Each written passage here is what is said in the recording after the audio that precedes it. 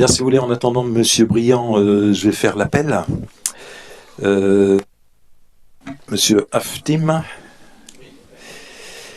Monsieur Agaès, il n'est pas là.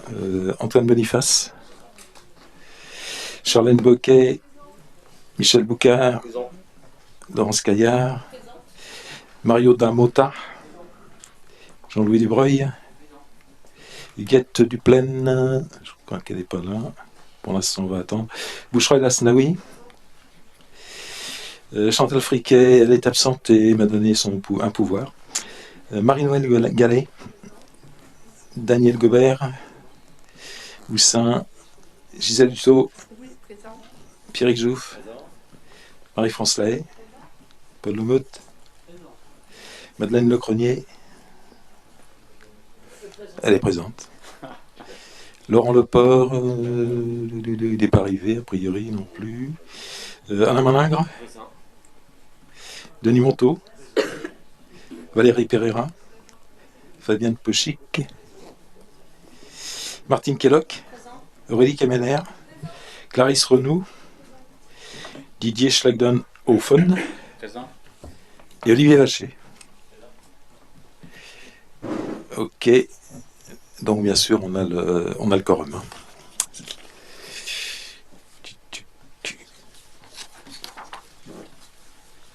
Bon, si vous voulez, je vais peut-être commencer par les questions diverses. En attendant, notamment rappeler certaines dates.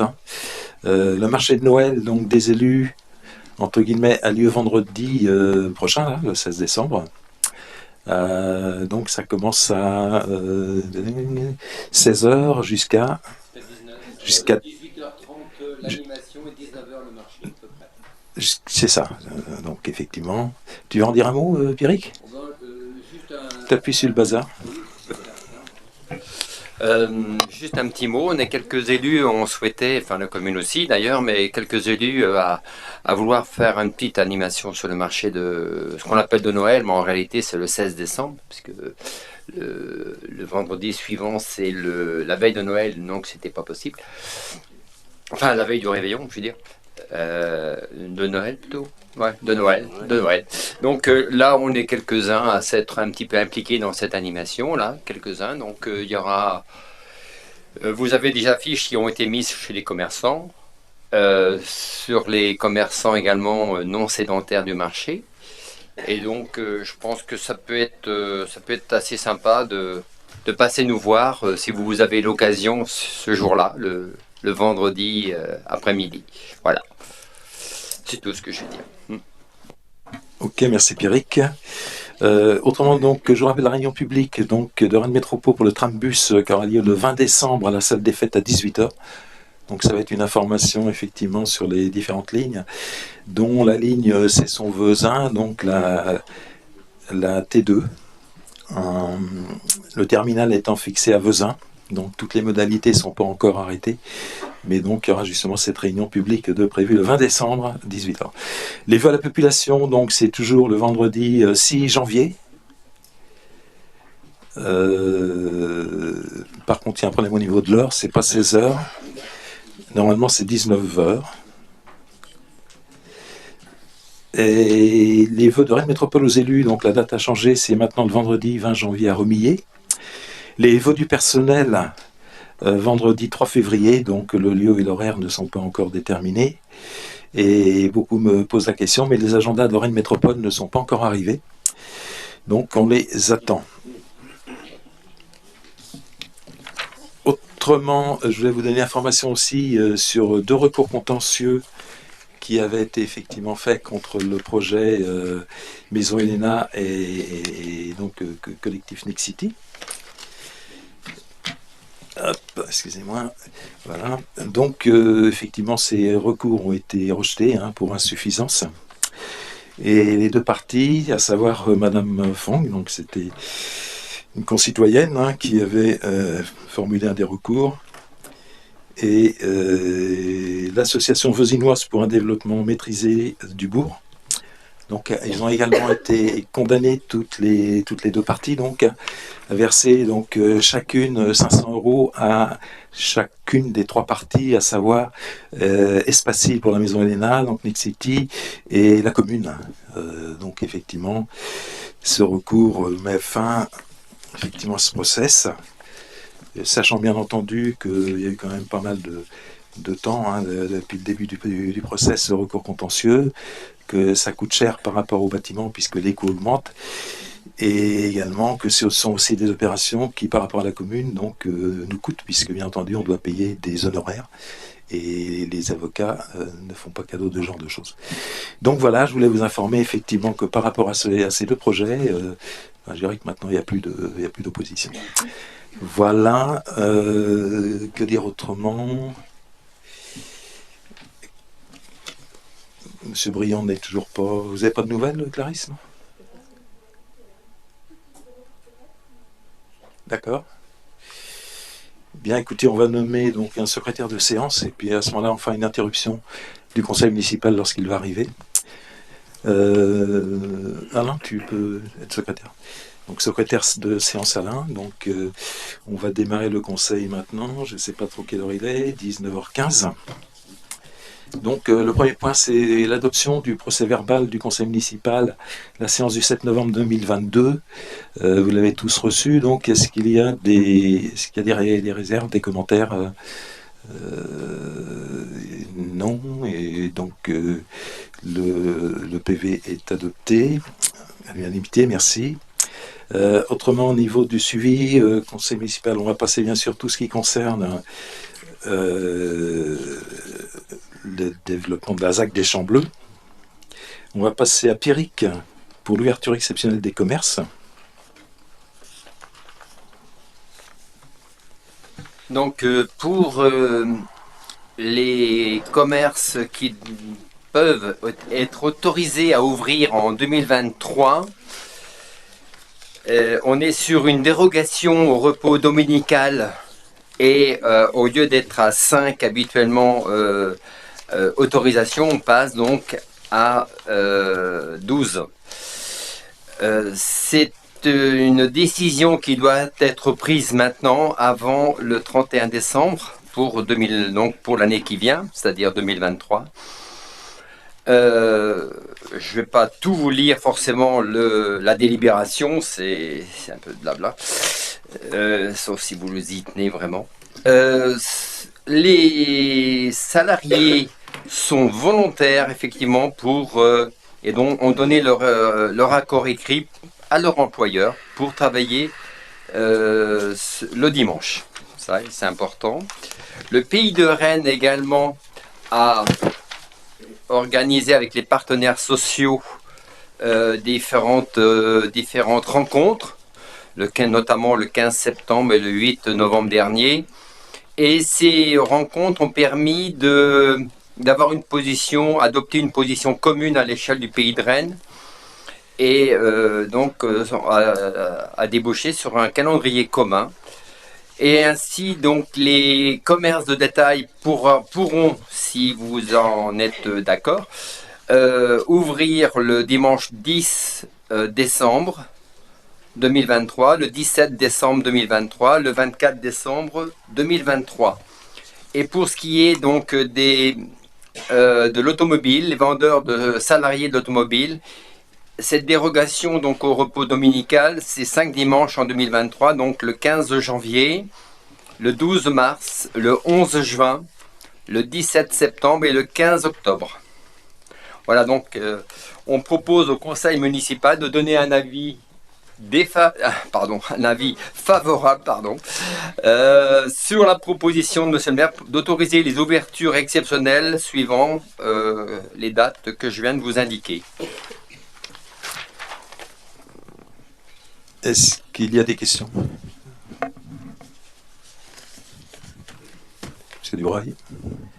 Sur un des alinéas précédents, la mairie n'est pas citée, hein. C'est des X qui sont à la place, donc ça serait bien de corriger, quoi. Alors, il faut savoir que pour les concessions automobiles, notamment, c'est pas la mairie qui décide, hein. C'était dans la rédaction. Hein, c'est une réglementation particulière qui gère ça. Ok, donc on va vérifier. Est-ce que tout le monde On peut participe? remonter le texte quand même pour voir quand même de quoi il s'agit. Donc quand on dit le maire de XXX, on peut le citer quand même quelque chose, quoi. Je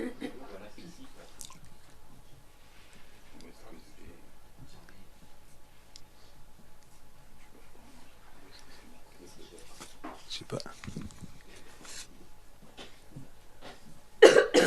Où est-ce que excusez-moi, Juste avant les dates, les 3 dates qui sont annoncées au départ, voilà, là.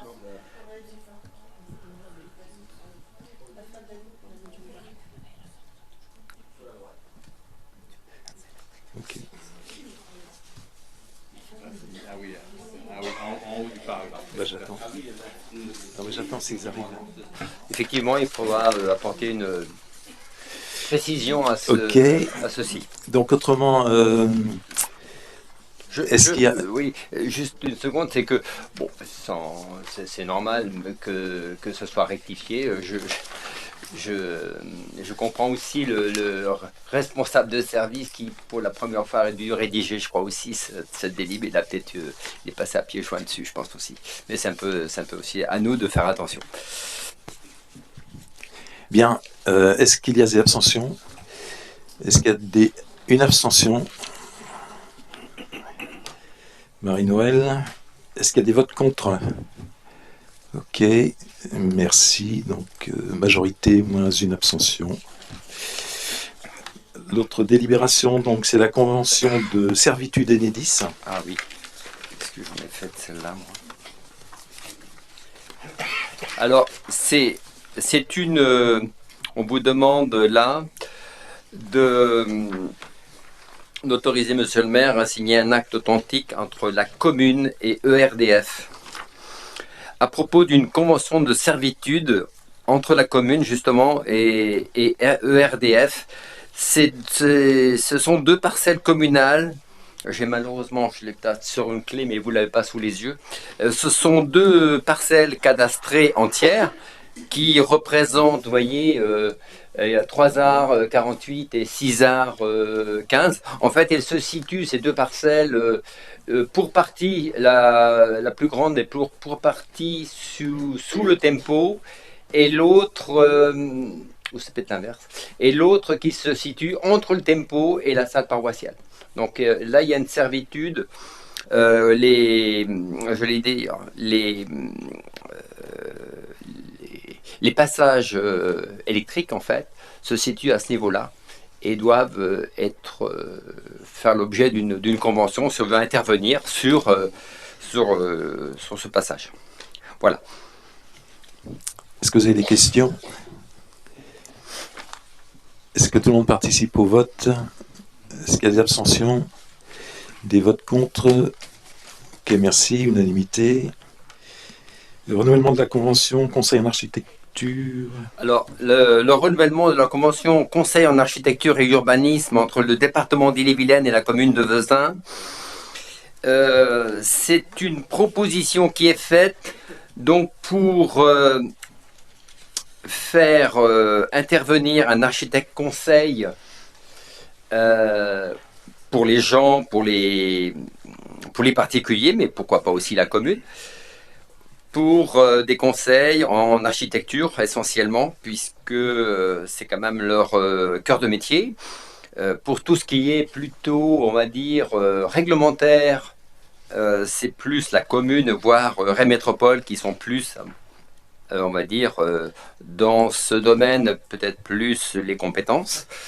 Ceci dit, le fait de demander un rendez-vous à un architecte conseil permet d'avoir un autre avis, d'avoir un autre regard sur une architecture, que ce soit pour un particulier, même pour la commune.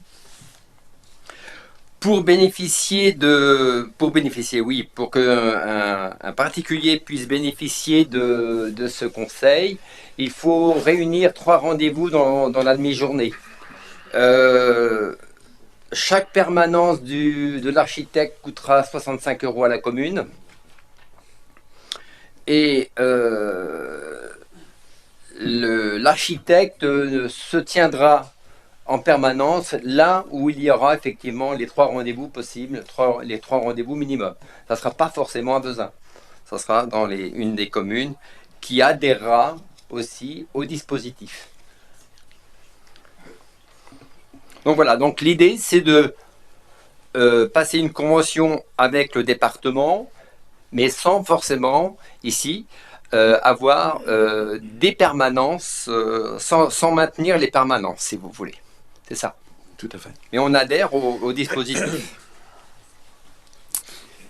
Est-ce que vous avez des questions? Ça coûte combien à la collectivité? Ça dépend du nombre de permanences. Ah oui, il n'y a pas de la convention, Non. il n'y a pas de... D'accord, merci. C'est 65 €, effectivement. 65, voilà, c'est symbolique quand même. Il se déplace que sur rendez-vous, effectivement, il faut au moins 3 projets. 3 rendez-vous pour maintenir La permanence. Et là, effectivement, on paye. Ouais. Petite question, combien de fois la commune a fait appel à l'architecte conseil dans l'année, dans la décennie? Alors, pour vous répondre, en moi, en tous les cas, depuis qu'on est arrivé en 2020, j'en ai pas fait. J'ai pas eu de rendez-vous. Un peu dommage peut-être. Et les habitants de Vezin ont-ils sollicité un rendez-vous ou Non, est-ce tu parlais des habitants, toi? Non. Les deux, quoi. Non. Au niveau de commune, non. Mais au niveau particulier, peut-être que je ne peux pas vous répondre. Parce qu'ils peuvent prendre rendez-vous aussi sans que ça se passe à Vezin. Auquel cas, on n'est pas au courant, quoi. Oui, c'est ça. Dans mes souvenirs, il me semblait que c'était obligatoire pour certains projets de prendre rendez-vous. En tout cas, pour mon projet, on m'avait obligé de prendre rendez-vous avec l'architecte conseil, quoi. Ouais. C'est pas une obligation. Ce qui est une obligation, mais on n'est pas concerné là, dans le périmètre des bâtiments, effectivement, bâtiments de France entre guillemets, où là on a une obligation effectivement de faire appel à l'architecte des bâtiments de France. Ouais, c'est pas la convention, c'est pas cette convention-là. Non. On est à un niveau au-dessus. On a un niveau dessus, avec d'autres contraintes. Ok, est-ce que tout le monde participe au vote? Juste une précision, l'architecte conseil faisait partie de la commission qui a statué sur le restaurant scolaire quand même, quoi. Oui. Donc il a participé à un moment donné à la commission. Ah oui, tout à fait, absolument. Oui, mais c'était pas dans le cadre effectivement de permanence de choses comme ça, quoi. Ça faisait partie des professionnels effectivement qui statuaient et qui nous aidaient à prendre une décision. Ok, donc est-ce qu'il y a des abstentions? Est-ce qu'il y a des votes contre? Unanimité, je vous remercie. Ensuite, on passe à moi en fait. Au niveau donc RH, revalorisation de la prime annuelle 2023. La commune verse une prime chaque année, qui était la dernière fois de 1060 € l'année dernière. Donc elle est réévaluée de 2%, ce qui fait 1080 €. Et elle est versée donc au prorata du temps de travail des agents à temps complet ou à temps partiel, et payée donc la moitié en juin et la moitié en novembre. Donc c'est tout simplement 2%, c'est à peine d'ailleurs, c'est même pas l'inflation, mais ça a été effectivement rediscuté et revalorisé à ce niveau-là. Donc est-ce que vous avez des questions? Ok, est-ce que tout le monde participe au vote? Est-ce qu'il y a des abstentions? Des votes contre? Unanimité, je vous remercie. Ensuite, là, on est toujours dans les RH. Donc un départ en retraite d'un agent qui est remplacé. Donc, suite au départ en retraite de l'agent en poste au service direction à l'arrivée de sa remplaçante, il est nécessaire de remettre à jour le tableau des effectifs. Après l'avis favorable de la commission Finances, Administration Générale, État Civil, Sécurité, réunie le 1er décembre 2022, il est donc proposé aux membres du conseil municipal de supprimer un poste d'adjoint administratif principal première classe à temps complet à compter du 1er janvier 2023 et de créer un poste, c'est mis 2 fois d'ailleurs, un poste, donc ça on va rectifier aussi, de créer un poste d'adjoint administratif territorial à temps complet à compter du 1er janvier 2023. Donc c'est un départ en retraite d'une personne qui avait effectivement un certain nombre d'années dans la mairie et qui est remplacée par une personne qui commence sa carrière. Enfin à peu près. Donc voilà, est-ce que vous avez des questions? Non. Est-ce que tout le monde participe au vote? Est-ce qu'il y a des abstentions, des votes contre? Unanimité, je vous remercie.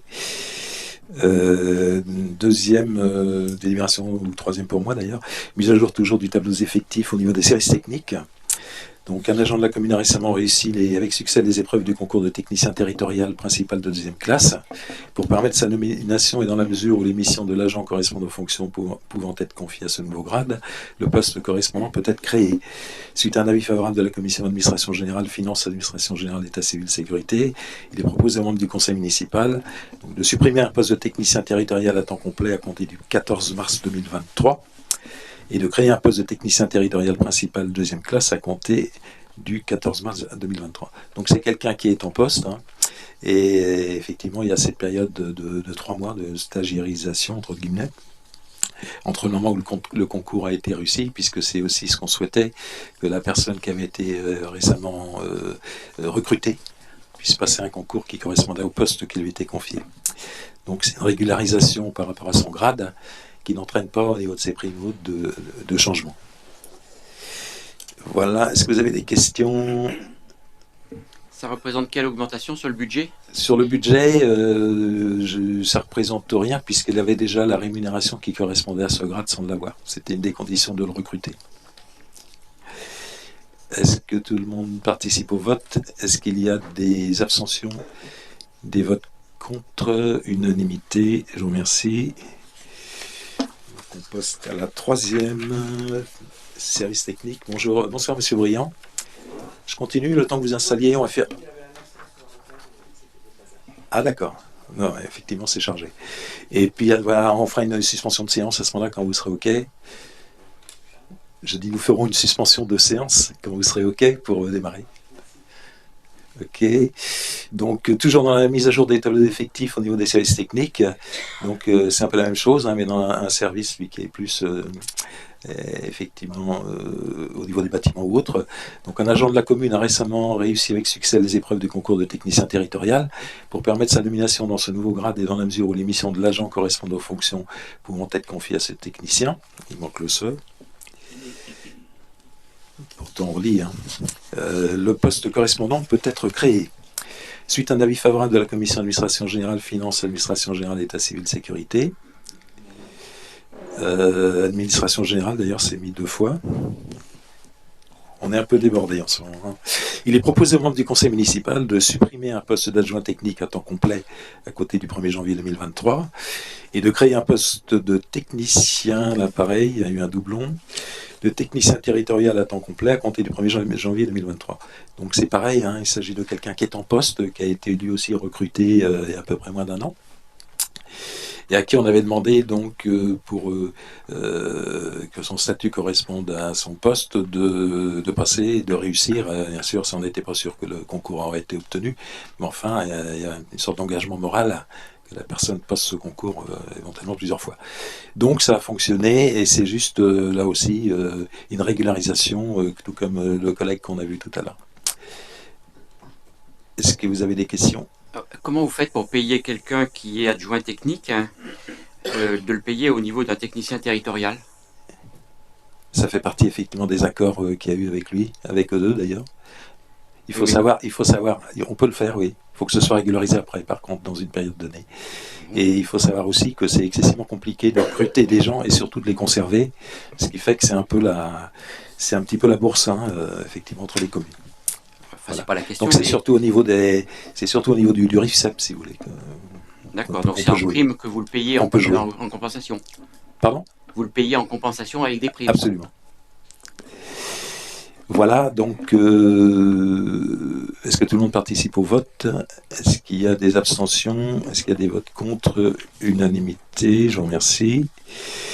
Les tarifs communaux, excusez-moi, est-ce que M. Briand est prêt?